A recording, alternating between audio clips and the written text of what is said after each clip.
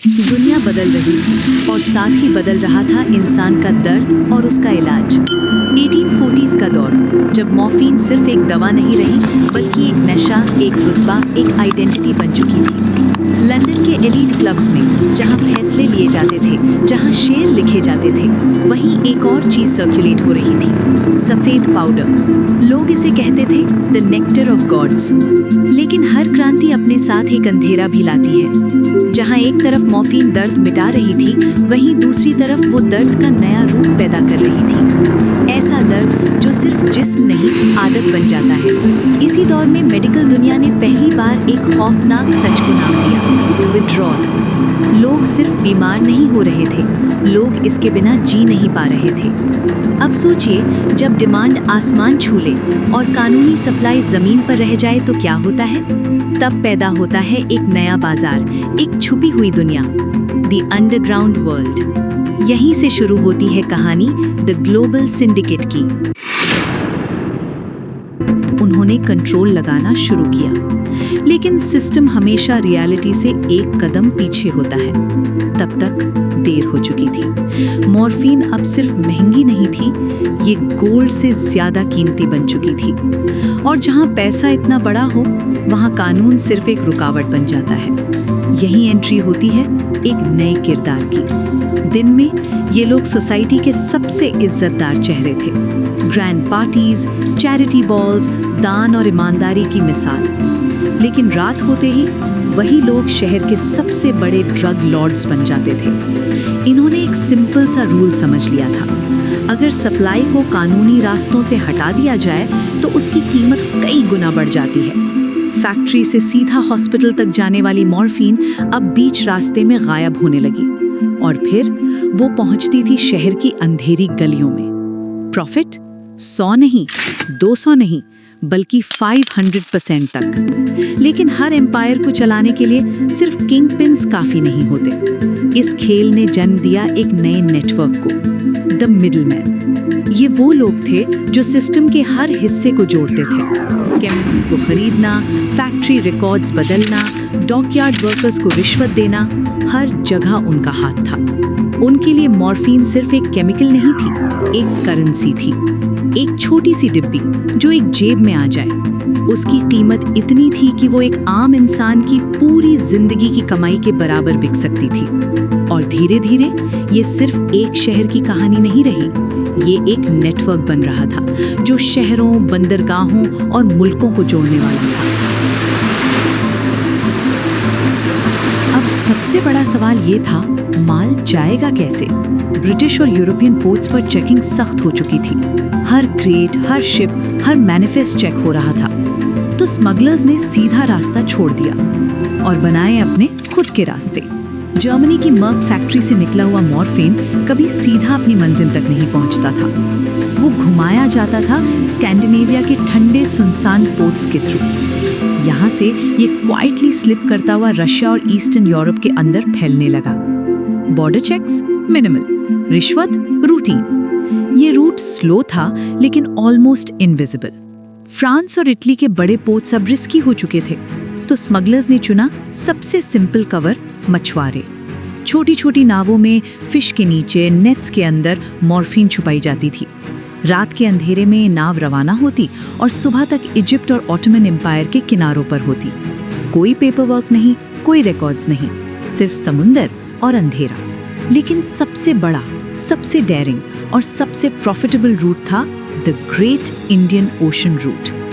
London और Hamburg से निकले हुए बड़े जहाज ऑफिशियली शुगर और टी ले जा रहे होते थे, लेकिन इन डब्बों के बीच स्पेशली बनाए गए हिडन कंपार्टमेंट्स में छुपा होता था असली माल, मॉर्फिन। ये सफर छोटा नहीं था। तूफानी समुंदर, पायरेट्स और सबसे बड़ा खतरा कॉलोनियल इंस्पेक्शंस।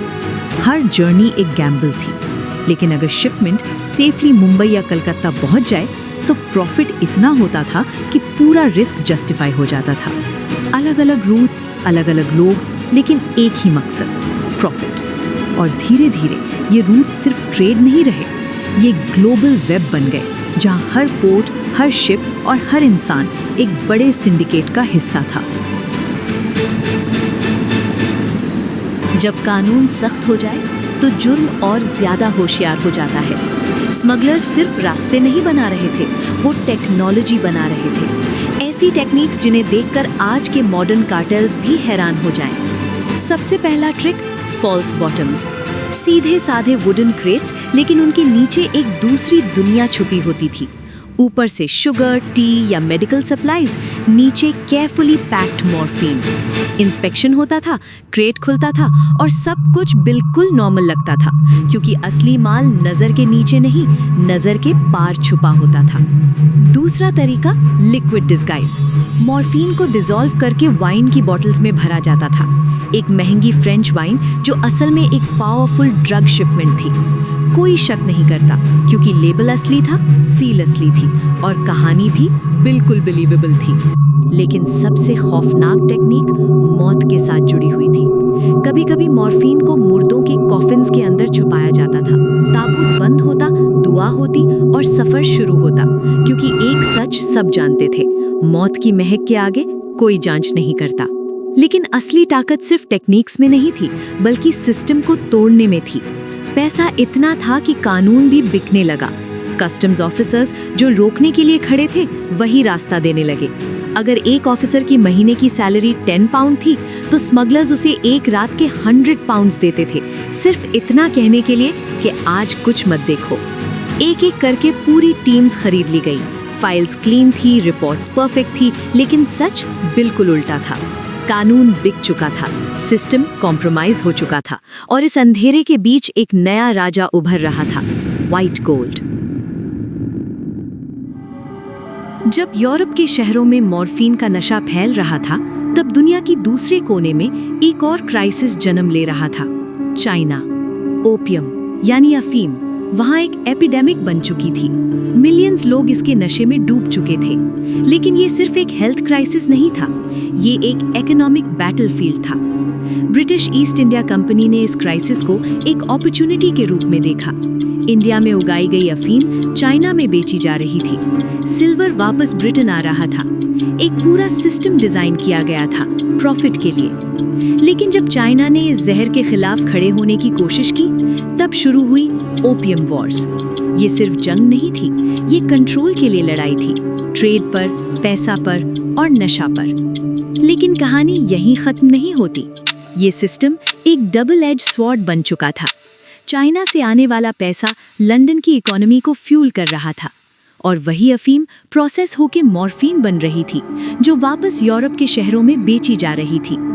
ये सिर्फ एक ट्रेड रूट नहीं था, ये एक साइकिल था। एक देश से पैसा निकलता, दूसरे देश को बर्बाद करता, फिर वही पैसा तीसरे देश में नशा बनकर लौट आता। इसे हम कह सकते हैं अ ग्लोबल डेथ लूप। पैसा घूम रहा था समंदरों के पार, लेकिन उसके पीछे छूट रहा था एडिक्शन, तबाही और लाशें। और इस पूरे सिस्टम में एक सवाल कहीं खो गया था, क्या ये सब सिर्फ ट्रेड था या एक प्लान्ड एम्पायर ऑफ एडिक्शन?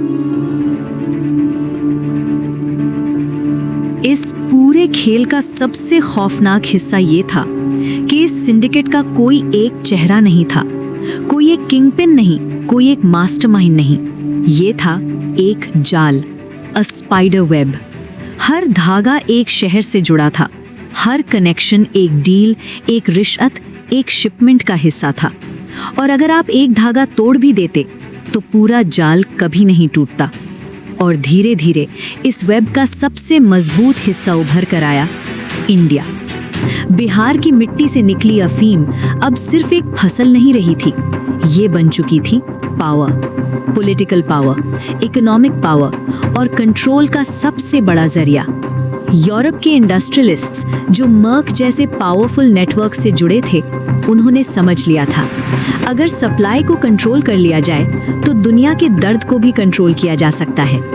इसलिए एक साइलेंट अलायंस बना। कोई ऑफिशियल ट्रीटी नहीं, कोई पब्लिक अनाउंसमेंट नहीं, लेकिन अंदर ही अंदर एक डील हो चुकी थी। दुनिया को दवा चाहिए थी और इनके पास उस दवा की चाबी थी। उन्होंने डिसाइड किया सप्लाई लिमिटेड होगी, डिमांड बढ़ने दी जाएगी और कंट्रोल सिर्फ उनके हाथ में रहेगा। यहीं से शुरू हुआ मोनोपोली का खेल।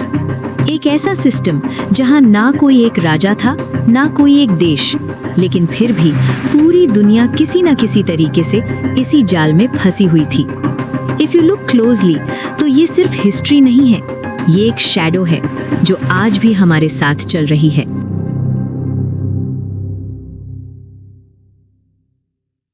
(1860 तक सिंडिकेट दुनिया चला रहा था। किसी भी राजा को गिरा देना, किसी भी नेता को खरीद लेना, ये उनके लिए मुश्किल नहीं था। लेकिन फिर डर आया। शिप्स आ रहे थे, लेकिन उनका माल गायब हो रहा था। रिकॉर्ड्स मैच नहीं कर रहे थे, नंबर्स झूठ बोल रहे थे, लेजर बुक्स सच छुपा रहे थे। लंदन के लोग जो दुनिया को कंट्रोल करते थे, पहली बार कंट्रोल खो रहे थे। उनके बीच सिर्फ एक सवाल घूम रहा था, वो है कौन? किसी ने उसे देखा नहीं, लेकिन उसका असर हर जगह था। जहां वो गुजरता, वहां से माल कभी वापस नहीं आता। कुछ कहते थे वो एक साया है, कुछ कहते थे वो सिस्टम के अंदर का आदमी है। कुछ लोग तो ये भी कहते थे कि वो एक आदमी नहीं, एक नेटवर्क है।